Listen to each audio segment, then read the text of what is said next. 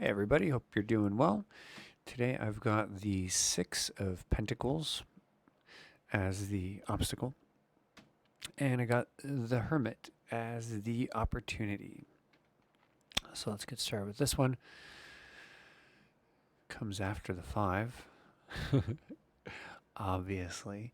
The way that I like to think of these spreads, I like a system that places the six before the King of Pentacles. Um, and I see this depicting a state of it's a state of balance. Six is one of those balanced, receptive, stable numbers. It's a state of balance. And I think that this is a situation that refers to a balanced state that involves money or resources, but you know, for us modern humans, it's probably money. It's probably not food directly, or things like water, food, clothing, things we need. It's probably just cash. But yeah, it involves money, people, and not just the equal and balanced management distribution, let's say, of money amongst the people. That would be more like the four, which deals with the more earthly, the more tangible. The six, this is the in the next stage. In my opinion, this concerns matters that relate more to the abstract, the higher, the conceptual, the philosophical. So this image in the Waite card, I think it's you know it's meant to be interpreted poetically, metaphorically. Um, it's it's not just that this is an individual weighing out, measuring, balancing how much each person receives of his charitable donations. It's I see it more as the balancing of ideas and values, and seeing ideas and values, opinions, stories, seeing those as the thing of value. um, I think money is still used to reward those things, but these two individuals, the one aspect of this that I like is that got these two individuals. One of them is wearing a yellow cloak. One of them is wearing a blue cloak. The colormancy way of looking at this would be the the figure wearing the yellow is being rewarded for being a person who has ideas or is informed, has information, knows the truth, something along those lines.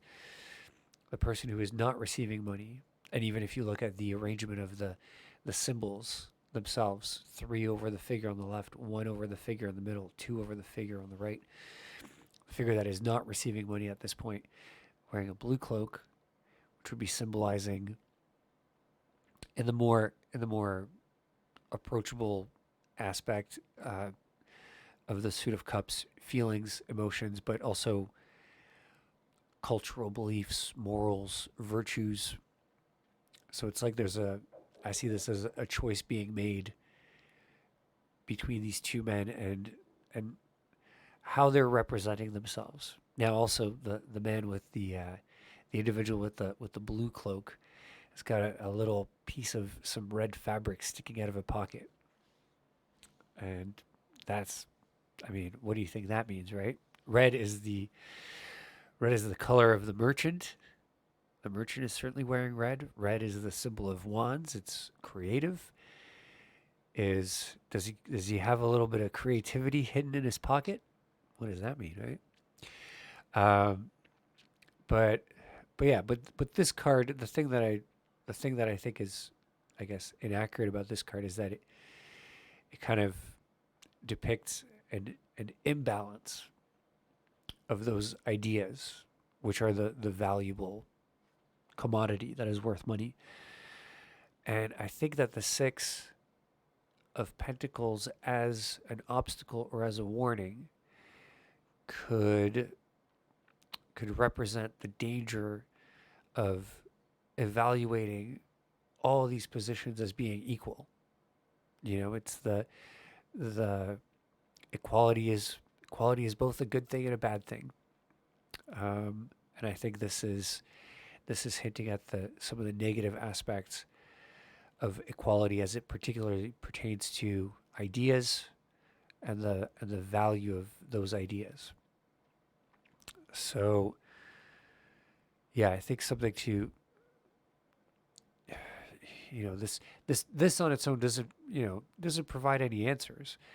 And this is one of those things where answers to issues like this are hard to come by, because if you're in a position where you do have to pick one philosophical outlook, one moral stance, one virtue to stand above all others, right? How do you make that decision?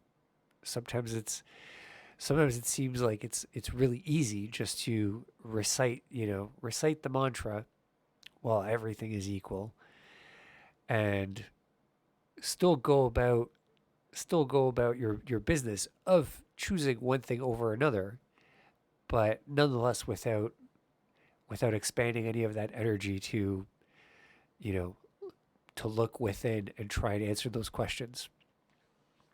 So the questions are just as difficult one way or another. It's just, do you pretend that you pretend you did the work, um, and stick with the equality thing, or do the hard work?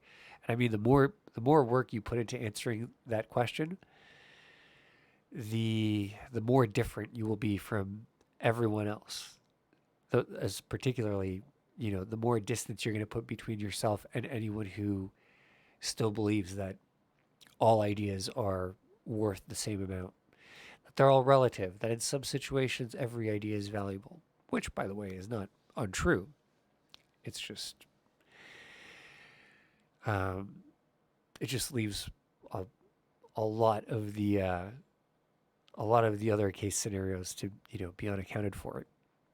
But once again, the solution possibly is in the opportunity. And Hermit, I talked about this the other day. I much prefer the order of the cards in the Marseille, because the card preceding this in the Marseille deck would not be strength, it would be justice. And the progression from justice to the Hermit makes a lot more sense to me than the progression from strength to the Hermit. If you think about it, like going from justice to the Hermit, justice is a relational activity. It's something that involves multiple parties. I mean, this merchant or whoever this is, he's holding the scales. The scales are balanced. That is often it's a very common symbol used to symbolize fairness and justice, right? And the thing with justice is that it can't really just, laws cannot be made to just apply to a single individual. A judge has to take into, like a judge who is creating laws, let's say the first judge, right? He has to take into account the experiences and needs and desires and motivations of multiple parties. And the kind of conclusions, the kind of philosophical conclusions that a judge comes to, depending on who's in court that day when the laws are being made, that judge can make all sorts of really, really strange laws. Our society is living proof of. I mean, every society is living proof of the fact that if enough people demand something that used to be illegal, it becomes legal, because the courts have to hold them in consideration, right? So it's like drugs are a great example of that. There used to be substances. I mean, they were referred to drugs the same way as any other medicines were referred to as drugs. You used to be able to buy opium, cocaine, right? They were just normal substances. Then, because of, and depending on where you look, the politics are a little different, but there was some there was some pretty shady, pretty cunning political maneuvers um, that contributed to those drugs becoming illegal. And then all of a sudden, those drugs are against the law. They used to be legal, now they're not, because of opinions that were expressed by powerful individuals, by large groups of people that were influenced to see things in a certain way. For instance, with opium, there was a huge scare that was whipped up where a bunch of people were, really worried that certain individuals are going to get their wives hooked on opium and then they're going to seduce them, and that's putting it mildly. But there was a mob that was whipped into a paranoid frenzy, and okay, so that shit's illegal now. Now you got all sorts of drugs, depending on where in the world you look. But you know, marijuana is becoming it's very common for marijuana to become either decriminalized or just legal. Um, Psychedelic mushrooms, psilocybin mushrooms in Japan have been legal for forever. They're not inherently a substance that should be legal or illegal. It's just it's how, it's what happens when you add up all the individuals that contribute to the society that is deciding on those laws, and you just add up who's like, who's against it, who's for it. Judges have to make those decisions. Now, that is not how you that is not how anyone can come to any personally meaningful conclusions about the nature of the world, what things are valuable, what things aren't valuable. And the Hermit, I think, is a great answer to to the social or cultural balance, let's say, of justice. Because he's a hermit. He's on his own. He is his own guiding light. You know, he lights the way for himself. He's considering these ideas outside of the social context. Um, he's just thinking about these things all by himself. So yeah, this is the cover of the Marseille version of the Hermit. Is the cover of the Jodorowsky book that I really like. I would definitely recommend it to anyone who's interested in the tarot. I think it's called The Way of the Tarot. And I quite like the use of the Hermit as opposed to, it's very common that the Magician is used as the card that is sort of the cover page of the tarot. I think the Hermit makes a lot of sense too. I wonder if the Hermit himself would use the tarot to, would use it as a tool to consider things. I would guess not. I would guess that he would try and just completely isolate himself. But the opportunity here, perhaps, is to find some of that value, to find some of that utility in solidarity, in being by yourself, giving yourself some time to think about anything, your life, what matters to you, and think about it on your own without contextualizing everything against, your parents, your loved ones, your coworkers, whatever.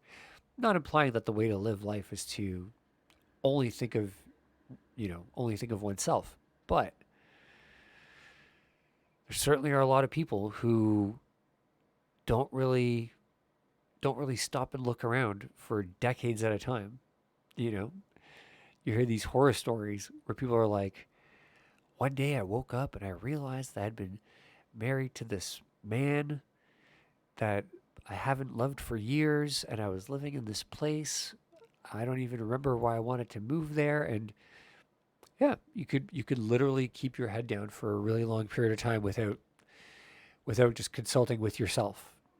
the whole time you're just looking outwards, um, checking in with how the people in your life want to do things. But yeah, and I think that's a pretty good opportunity to consider these matters of, this kind of relativistic, equal outlook on different opinions, ideas, and the kind of potential limitations and dangers that they could bring up. That's going to be it for me today. Thanks for watching. Drop me a like, drop me a comment if you want to be entered into a super exciting draw to get a free one-on-one reading. And I'll see you tomorrow. Take care.